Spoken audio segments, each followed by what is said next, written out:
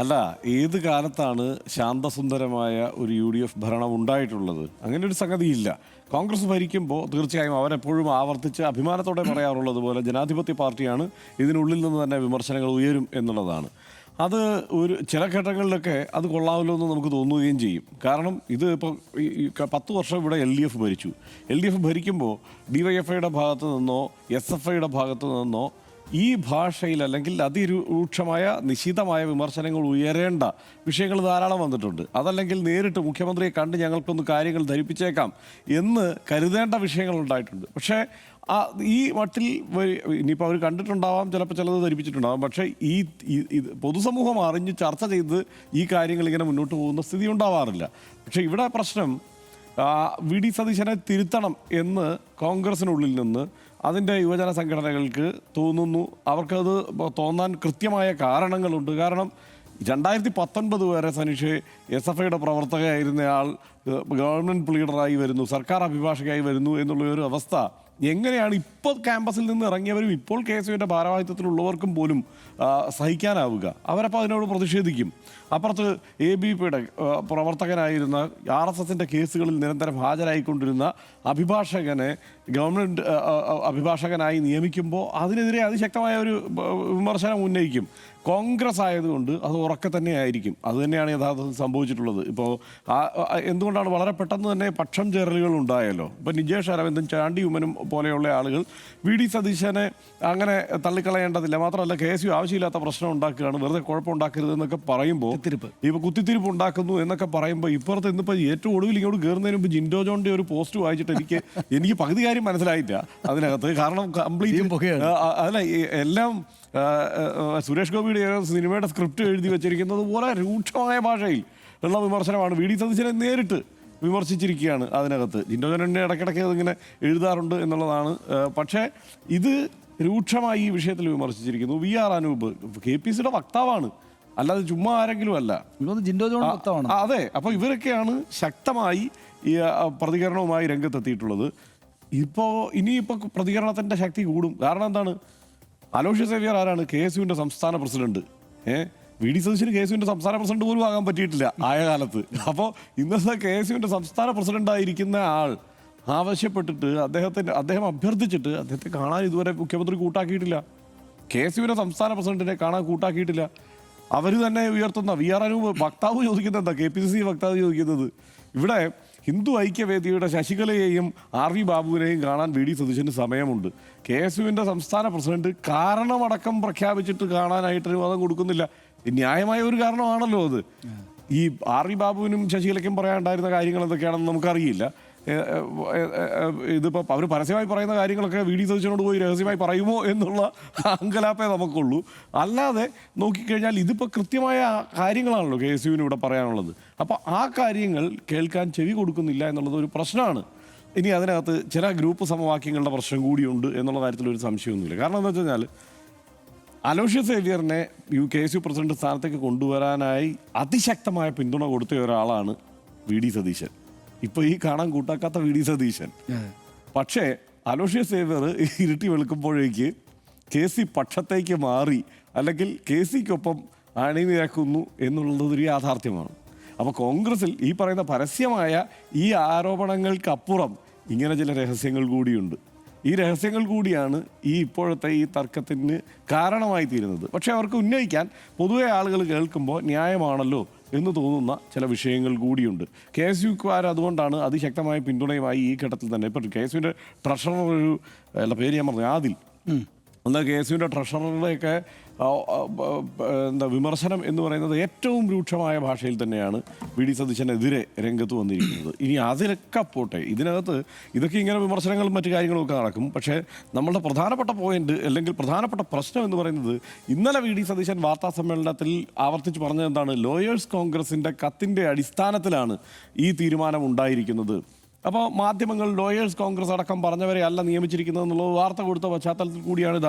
ഈ ആരോപണത്തിനെ പ്രതിരോധിക്കാൻ അദ്ദേഹം ഈ ലോയേഴ്സ് കോൺഗ്രസിൻ്റെ കത്തെടുത്ത് കാണിക്കുന്നത് ഈ പേരുകൾ ഇതിൽ ഉൾപ്പെട്ടിട്ടുണ്ട് എന്ന്. ഇന്ന് ലോയേഴ്സ് കോൺഗ്രസിൻ്റെ സംസ്ഥാന പ്രസിഡന്റ് അഡ്വക്കേറ്റ് PK റഹ്മാൻ പറഞ്ഞതായി മാധ്യമങ്ങൾ റിപ്പോർട്ട് ചെയ്യുന്നത് എന്താണ്?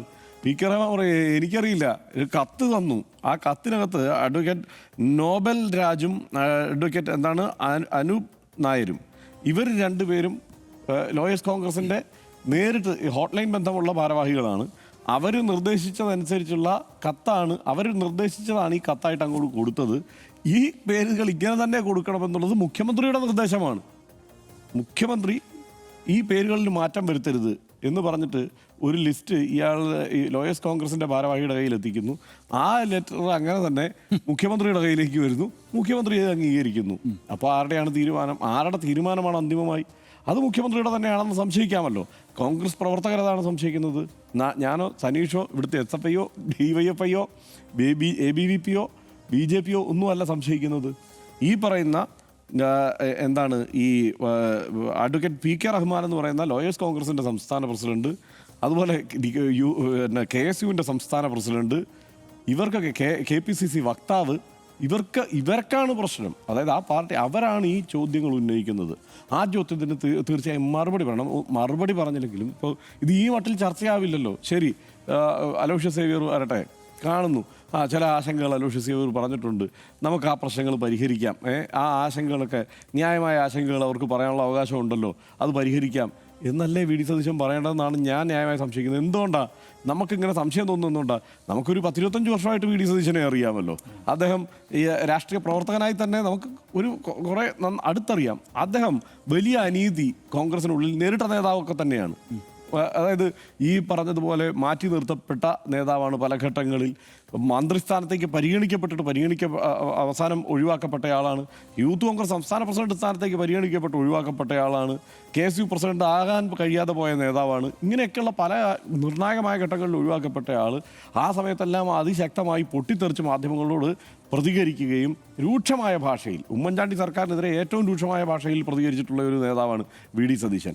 ആ സർക്കാർ ഉള്ള കാലത്ത് തന്നെയാണ് ഹരിത MLA മാരെന്ന് പറഞ്ഞിട്ട് ഇവരൊരു ബ്ലോക്കായി അതിശക്തമായി സർക്കാരിൻ്റെ തന്നെ നിലപാടുകൾക്കെതിരെ പ്രതികരിച്ചിട്ടുള്ളത്. അപ്പോൾ അങ്ങനെയൊക്കെയുള്ള ഒരു നേതാവ് ഈ അസ്വസ്ഥനായിക്കൂടാ. ഈ ഒപ്പം നിൽക്കുന്ന ഈ പുതുതലമുറയോട് അസ്വസ്ഥനായിക്കൂടാ. അവർക്ക് പറയാനുള്ളത് കേട്ടേ മതിയാകൂ. മാത്രമല്ല ക്ലാരിറ്റി കൊടുക്കണം. നമ്മളെപ്പോഴും പറഞ്ഞത് ഈ കേരളത്തിൽ ഏറ്റവും കൂടുതൽ വി ഡി സതീശനെതിരെ നടക്കുന്ന പ്രചാരണം എന്താണ്? വി ഡി സതീശൻ നുണ പറയുന്നു എന്നുള്ളതാണല്ലോ. വസ്തുതാപരമല്ലാത്ത കാര്യങ്ങൾ പറയുന്നു, അർത്ഥസത്യങ്ങൾ പറയുന്നു, ചോദ്യങ്ങളിൽ നിന്ന് അങ്ങനെ മറികടക്കാൻ ശ്രമിക്കുന്നു എന്നുള്ളതല്ലേ. അദ്ദേഹത്തിന് ഈസി ആയിട്ടത് പരിഹരിക്കാവുന്നതേ ഉള്ളൂ. ഈ കാര്യത്തിൽ ഈ പറയുന്ന ലോയേഴ്സ് കോൺഗ്രസിൻ്റെ പ്രസിഡന്റ് പറയുന്നത് തെറ്റാണെങ്കിൽ ആ തെറ്റാണ് എന്നുള്ളത് വിശദീകരിക്കണം. അല്ലെങ്കിൽ ഇന്നലെ നമ്മളെ കേരളീയ സമൂഹത്തെ മൊത്തത്തിൽ ഒരു അങ്കലാപ്പിൽ കൊണ്ടു നിർത്തിയില്ലേ, സുകുമാരൻ നായരാണോ വി ഡി സതീശനാണോ കള്ളം പറയുന്നത് എന്നുള്ള ചർച്ചയിലേക്ക് പോകേണ്ടി വന്ന തരത്തിൽ ആ വിഷയം എത്തിയല്ലോ. അതുപോലെ അടുത്ത വിഷയമാണിത്. ഇന്നലത്തെ വാർത്താ സമ്മേളനത്തിൽ തന്നെ നടന്നത്.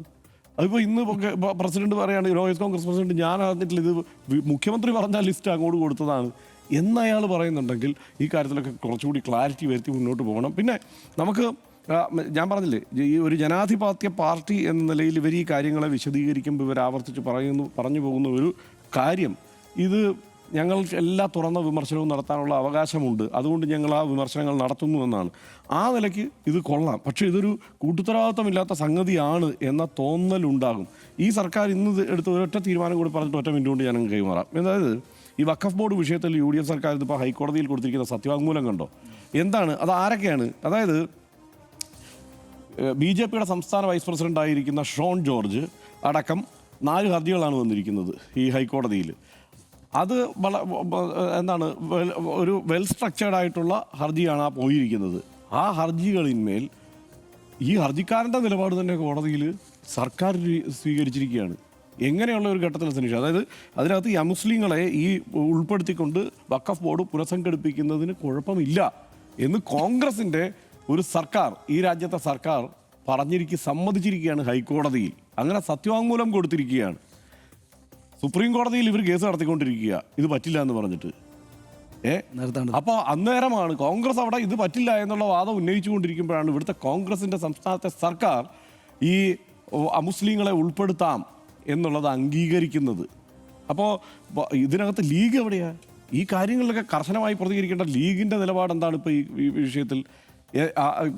ലീഗിന് അവിടെ അഭിഭാഷകരുണ്ടല്ലോ, അവരെന്ത് നിലപാടാണ്? സർക്കാർ അഭിഭാഷകർ തന്നെയുണ്ടല്ലോ, അവരെന്ത് ഉപദേശവും നിലപാടുമാണ് ഈ കാര്യത്തിൽ സ്വീകരിച്ചിരിക്കുന്നത്? അപ്പോൾ ഈ ഈ ഇതിൻ്റെ അടിസ്ഥാനപരമായി ഈ സർക്കാരിൻ്റെ പോക്കിൽ, അതായത് അധികാരത്തിൽ വരുന്നതിന് മുൻപ് കോൺഗ്രസ് പറഞ്ഞ വിഷയങ്ങളിൽ നിന്നും അതിൻ്റെ മുദ്രാവാക്യങ്ങളിൽ നിന്നും നിലപാടുകളിൽ നിന്നും വ്യതിചലിക്കുന്നു എന്ന് സംശയിക്കേണ്ട സാഹചര്യമുണ്ട്. ആ സംശയം വരുമ്പോഴാണ് കോൺഗ്രസ്സുകാർ പ്രതിഷേധിക്കുന്നത്. ഈ തെരഞ്ഞെടുപ്പിൽ ഏറ്റവും ശക്തമായി കോൺഗ്രസിനെ പിന്തുണച്ച മുസ്ലിം സംഘടനകൾ ഇന്നിപ്പം പ്രതിഷേധവുമായി രംഗത്തെത്തിയിരിക്കുന്നു. അവർക്ക് കാരണം ഒരു വല്ലാത്ത നിലപാടല്ലേ സ്വീകരിച്ചിരിക്കുന്നത്. ഈ വഖഫ് ബോർഡിൽ മുസ്ലിങ്ങളെ ഉൾപ്പെടുത്താമെന്നുള്ള നിലപാട്, വേണമെങ്കിൽ ന്യായം പറയാം, മുസ്ലിങ്ങളായിട്ടുള്ള നേതാക്കന്മാർ മുസ്ലിം ലീഗിലൊക്കെ ഉണ്ട്, അങ്ങനെ രണ്ടുപേരെ അങ്ങോട്ട് ഒപ്പിക്കാമെന്ന്. ഇത് സുപ്രീം കോടതിയിൽ പോയി പറയാൻ പറ്റുമോ? അങ്ങനെയല്ലല്ലോ അവിടെ കേസ് നടത്തിക്കൊണ്ടിരിക്കുന്നത്. അപ്പോൾ ഈ കാര്യത്തിലൊക്കെ കുറെ കൂടി കൂട്ടുത്തരവാദിത്വത്തോടെ ആ പിന്തുണച്ചവരെയും ഒപ്പം നിൽക്കുന്നവരെയും വിശ്വാസത്തിലെടുത്ത് തന്നെ മുന്നോട്ട് പോകുന്ന ഒരു സമീപനത്തിലേക്ക് സർക്കാർ പോകുന്നതായിരിക്കും നല്ലത്. അല്ലെങ്കിൽ ഒരു വിരോധവും ഇല്ല, നമുക്ക് വളരെ സജീവമായി ചർച്ചകളിലേക്ക് പോകാനുള്ള വിഷയങ്ങളാവും.